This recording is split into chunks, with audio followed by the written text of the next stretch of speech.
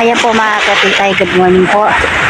Bali, andito po kami sa tabing dagat at tinulungan ko po si Tito Deo mag-ano ng kanyang mga gamit. Ayan po, nandito na po sa babatong bangka ni Tito Deo. At sila po ay lalaot, sila ay mamumusit. Ayan po, tinihintay na lang po ni Tito Deo na Tito Ninyo. Bali, andun po si na Tito Ninyo. Ang gagamitin po ni Tito Ninyong bangka ay yung kay Manong. Dahil po hindi pa po naayos yung Tito Ninyo ng bangka. Ayan. Bali, bukas pa po yan sila makakarating. Uuwi. Siguro bukas ng umaga. Ayan.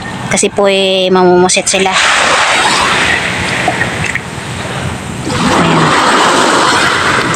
Mainit na po ngayon. Ang oras po ngayon dito ay 9:30 ng umaga. Mainit na, masakit na sa balat.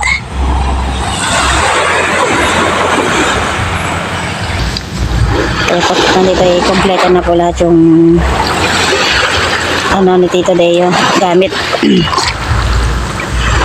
Ayan.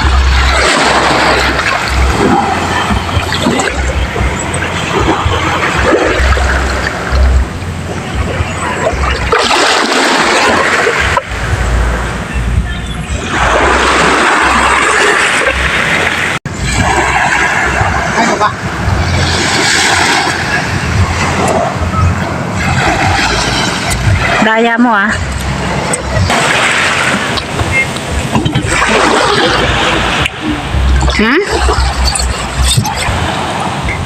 Ayan po't bali 5 sila magkakabarkada.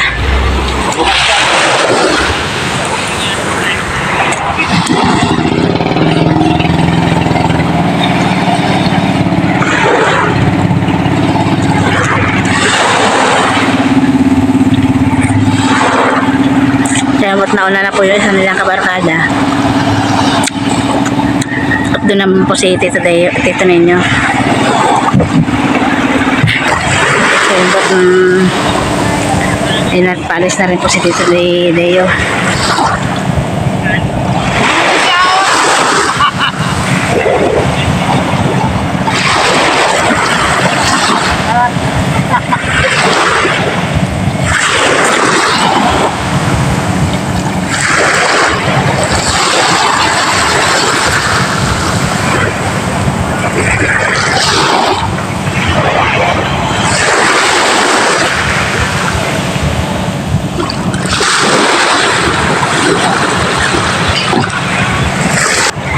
Doon po sa kabila ay ayan na po sila.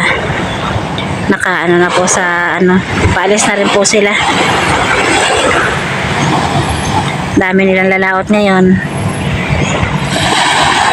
Ayan.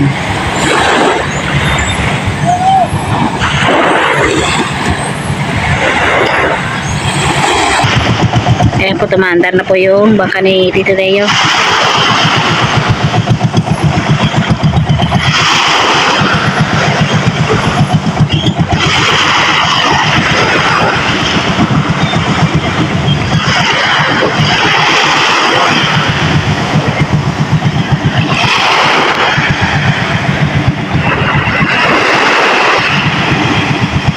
Bali 6 silang lalaot.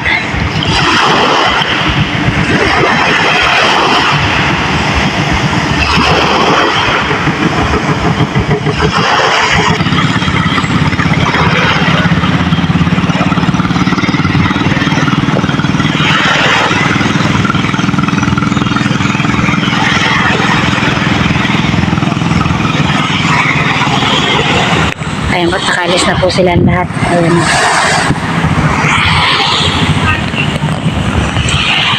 Ayan po, ako iuwi na. Bukas na po ulit. Many unbearable hours later. Magandang gabi po mga katito at tita. Nandito pala ako ngayon sa laot. Namusit kami nila Tito Ninyo.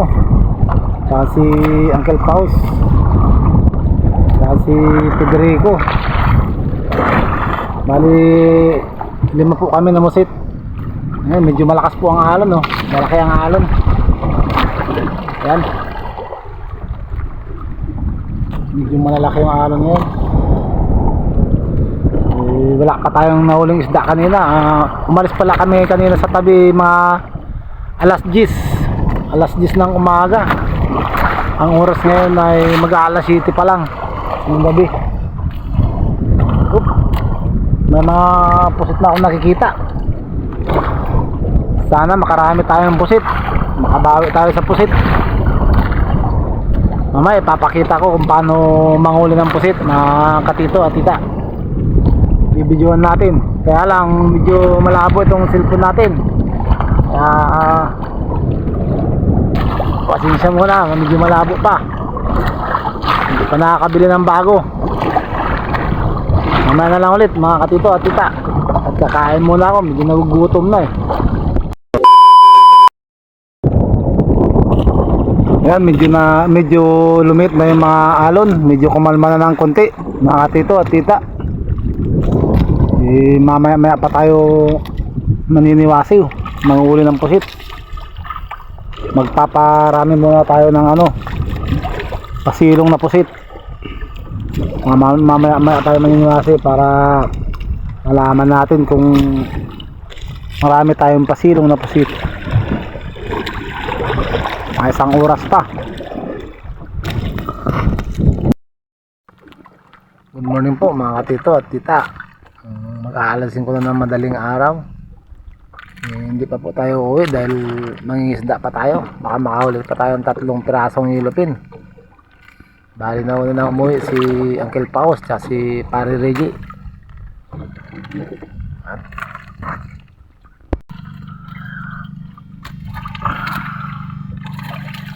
At yan naman po ang nahuli nating pusit. Nahuli kong pusit. May kunting isda rin yan sa ilalim. May ilang piraso at isang dorado. Yan. Sana madagdagan pa natin ng isda, yellowfin. Ay, bukas hindi makalaot. Isang araw na naman ulit. At yan naman po yung kaibigan natin si Federico. Hindi pa umuwi dahil gusto rin makaisda. Wala pa daw nahuling pusit. Mga ilang kilo na nahuli mo, Pai? Mga 10 kilo pa lang daw nahuli niyang pusit. Partial pa lang po yun, pero pagdating sa tabi mga 20 kilos yan.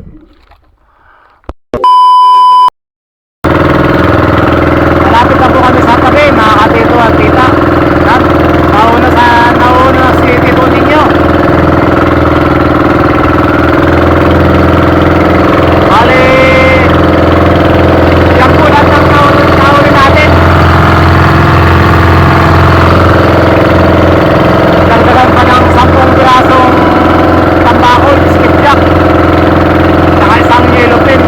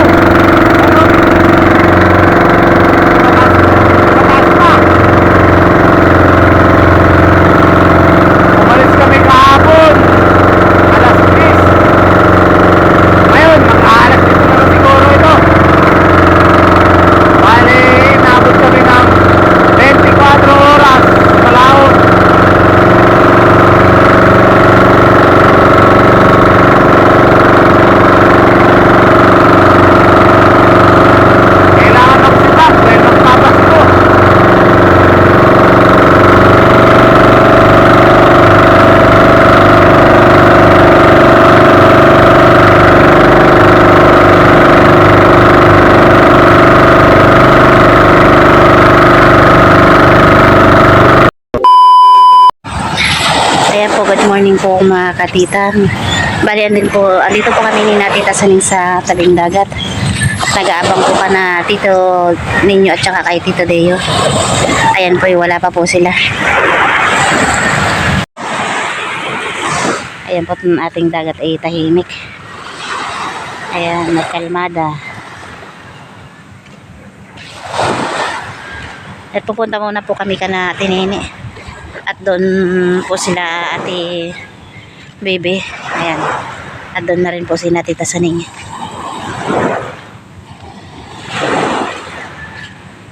Sana ay marami silang huli.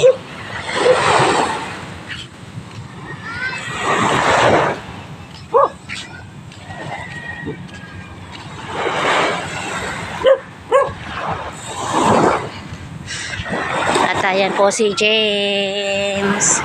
Ay ka naman, nak. Ayan. At may ano na, may bangka nang dumarating pero hindi pa po yata sila yan.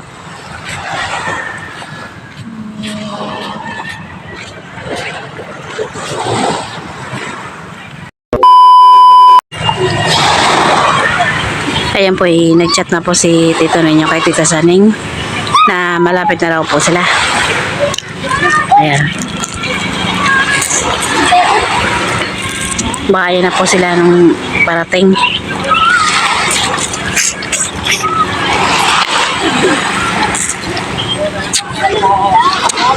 Ayan po si Ken at saka si James naligo na. At dyan na po pala si Tito ninyo. Wala pa po si Tito Deo, baka nasa hulihan pa. Ayan po. James, alis dyan! Oh!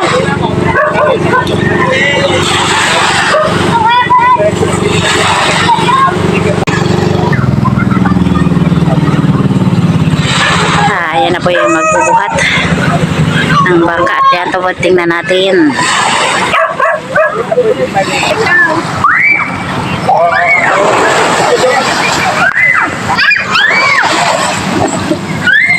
Ayan.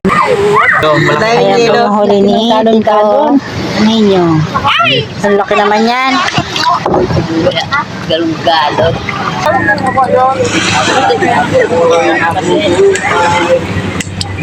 Oh, boss! Kaya po't nandyan na rin po si Tito Deo. Ayan, at kaya may pupunta na dun sa ano, sa daungan. Doon kami sa pwesto namin. Halika na, James! Ayan na si Papa mo! Yan po, pupunta na kami doon. Mainit, maano na rin po, mga 9:30 na po yata ngayon. Tanghali na rin sila dumating. Ayan.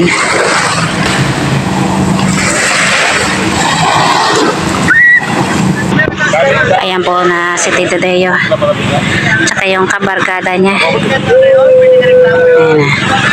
Bali yung iba nilang kasama ay nauna na sa kanila.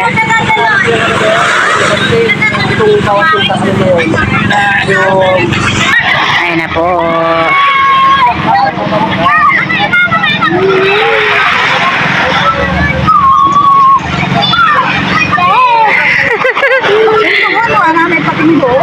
Saan? Ayan na, bubuhatin na po yung bangka ni Tito Deo. Ayan. Ayan po yung huli ni Tito Deo. Ayan. Ayun, sana malaki ng dorado niya. Ayan, may dorado. 1 kilo. Ako, 200. Kapon? Dami ng isda sa inyo. Magdala ka pang isda. Ay, nakakahapon ako, bumili ako. Ito lang? Eh, balik mo ka. Laro ito rin, may 10 kilo sa rin. Ewan ko may 10 kilo sa rin. Ayan po yung ano, pingka. Ano? Tawag uwak. May kiluan kayo, eh. Prituin mo ha. Pagdating ko luto na yan ha. Ha? Napakat pala sa mga. Mga episode na puro po rin. Eh, puro po si Chan. No?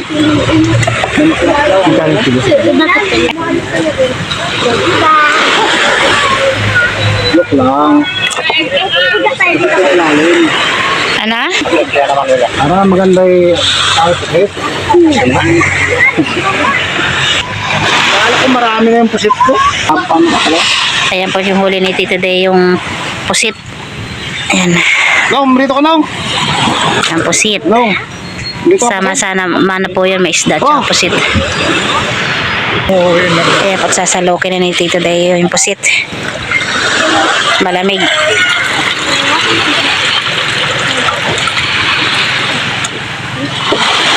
Malamig. Ulo kilo.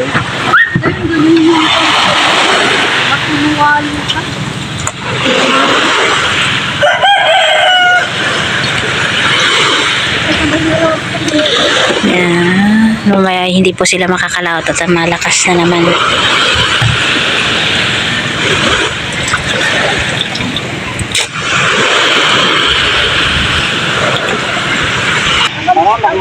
Ilang kila?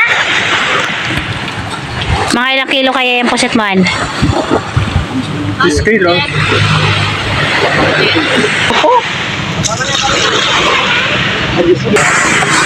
Ayan po kami, pauwi na ni James. Bali, i-deliver na po ni Tito Deo yung kanyang nahuli. I-deliver niya po sa buyer. Isasabayin niya po yung kay Tito Nino. Ay! Ayan po. Pauwi na po kami muna ni James at gutom na raw po si Tito Deo kaya magluluto na po ako. Ayan po, uwi na po kami.